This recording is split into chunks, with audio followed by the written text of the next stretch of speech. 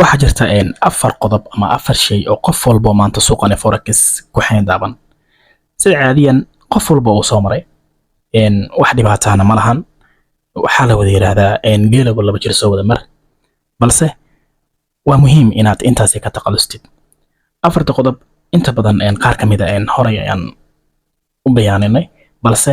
haddaan dul marno waxa kamid ah qodobka koowaad waxay tahay baqdin qofku inuu ka baqo trade inuu qaato qofku inuu ka baqo trade ku qaatay inuu asal kaga dhaco qofku inuu ka baqo inuu account-kiisa sidaas ugu taqaluso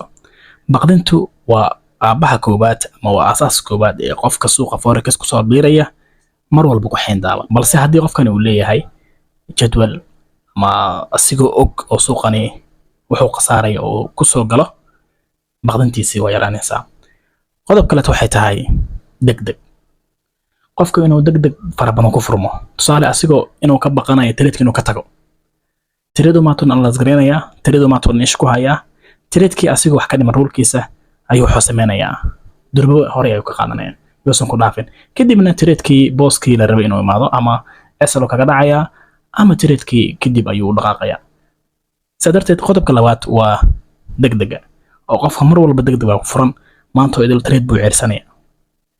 qodobka saddexaad waxa weeyaan qodob aad u muhiim ah waa hunguri weynin qofku waxa ku furan wax la yiraahdo maalin taajirnimo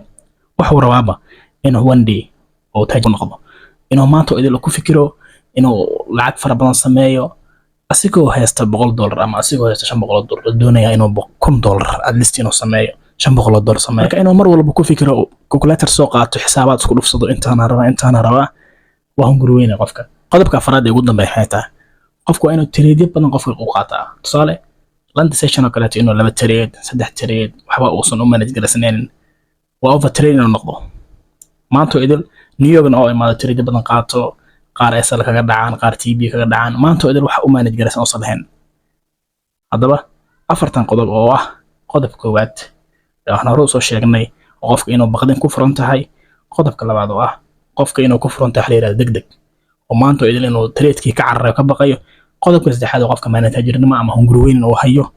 iyo qodobka ugu dambeeya waa qodobka afraad kaasoo qofka inuu trade fara badan qaato oo san u manage garaysan wax trade inta marka waxa weeyaan waa qof walba suuqan forex ku jira oo uu soo maray waana la soo wada maray guud ahaan balse haddii intaasi aad meel iska saartid cidna waxba aadan ugu baahan doonin